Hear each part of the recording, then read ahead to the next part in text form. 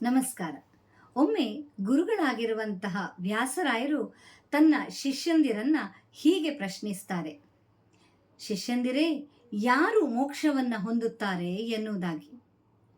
ಶಿಷ್ಯಂದಿರಿಗೆ ಮೊದಲು ಗುರುಗಳು ಯಾಕೆ ಈ ಪ್ರಶ್ನೆಯನ್ನ ಕೇಳಿದ್ದಾರೆ ಎನ್ನುವುದು ಅರ್ಥವಾಗುವುದಿಲ್ಲ.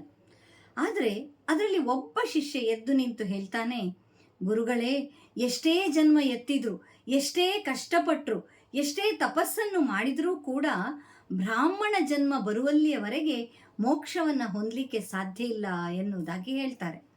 ಆ ಉತ್ತರ ಗುರುಗಳಿಗೆ ಸಮಾಧಾನವನ್ನು ನೀಡುವುದಿಲ್ಲ. ಬೇರೆ ಶಿಷ್ಯಂದಿರ ಮುಖವನ್ನು ನೋಡ್ತಾರೆ. ಆದರೆ ಎಲ್ಲ ಪಂಡಿತೋತ್ತಮರು ಕೂಡ ಮೌನವನ್ನು ವಹಿಸಿ ಬಿಡ್ತಾರೆ. ಆಗ ಗುರುಗಳು ಹೇಳ್ತಾರೆ, ಪಂಡಿತರು ಮಾತ್ರವಲ್ಲ, ಪಾಮರರೂ ಕೂಡ ಈ ಪ್ರಶ್ನೆಗೆ ಉತ್ತರವನ್ನು ನೀಡಬಹುದು ಎನ್ನುವುದಾಗಿ.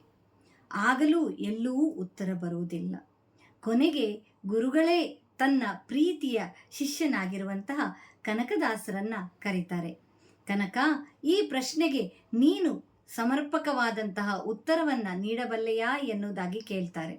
ಆಗ ಕನಕದಾಸರು ಒಂದು ಕ್ಷಣ ಮೌನವನ್ನ ಅಂತಾಗ ಗುರುಗಳೇ ಒಬ್ಬೊಬ್ಬರ ಪರಿಚಯವನ್ನ ಮಾಡ್ತಾ, ಭೀಮಾಚಾರ್ಯರು ಹೋಗ್ತಾರೆಯೇ, ರಾಮಾಚಾರ್ಯರು ಹೋಗ್ತಾರೆಯೇ, ಪುರಂದರದಾಸರು ಹೋಗ್ತಾರೆಯೇ, ನಾವು ಹೋಗ್ತೇವೆಯೇ ಎನ್ನುವುದಾಗಿ ಕೇಳ್ತಾರೆ.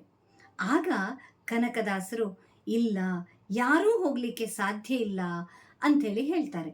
ಹಾಗಾದರೆ ಯಾರು ಹೋಗ್ಬೋದು ನಿನ್ನ ಪ್ರಕಾರ ಅಂತ ಮತ್ತೆ ಗುರುಗಳು ಅವರನ್ನು ಪ್ರಶ್ನಿಸ್ತಾರೆ.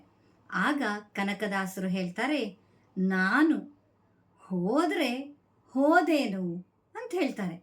ಆಗ ಉಳಿದ ಶಿಷ್ಯಂದಿರಿಗೆಲ್ಲ ಕೋಪ ಬಂದು ಎಲ್ಲರೂ ಕನಕನನ್ನ ಬೈಲಿಕ್ಕೆ ಪ್ರಾರಂಭ ಮಾಡ್ತಾರೆ. ಅರೆ, ಈ ಸಭೆಯಲ್ಲಿ ಎಂತಹ ಪಂಡಿತೋತ್ತಮರೆಲ್ಲ ಇದ್ದಾರೆ, ಅವ್ರು ಯಾರು ಮೋಕ್ಷವನ್ನು ಹೊಂದಲಿಕ್ಕೆ ಸಾಧ್ಯ ಇಲ್ಲ. ಬೇಡ, ನಮ್ಮ ಗುರುಗಳು ಅವರು ಕೂಡ ಮೋಕ್ಷವನ್ನು ಹೊಂದಲಿಕ್ಕೆ ಸಾಧ್ಯ ಇಲ್ಲ, ಆದರೆ ಇವನು ಮೋಕ್ಷವನ್ನು ಹೊಂತಾನಂತೆ ಅಂಥೇಳಿ ಹೇಳ್ತಾರೆ. ಕನಕನ ಮಾತಿನ ಒಳ ಮರ್ಮವನ್ನು ಅರಿತಂತಹ ಗುರುಗಳು ನಗುತ್ತಾ ಶಿಷ್ಯಂದಿರನ್ನ ಸಮಾಧಾನಪಡಿಸಿ, ಕನಕ, ನಿನ್ನ ಮಾತಿನ ಅರ್ಥವನ್ನು ವಿವರಿಸು ಎನ್ನುವುದಾಗಿ ಹೇಳ್ತಾರೆ.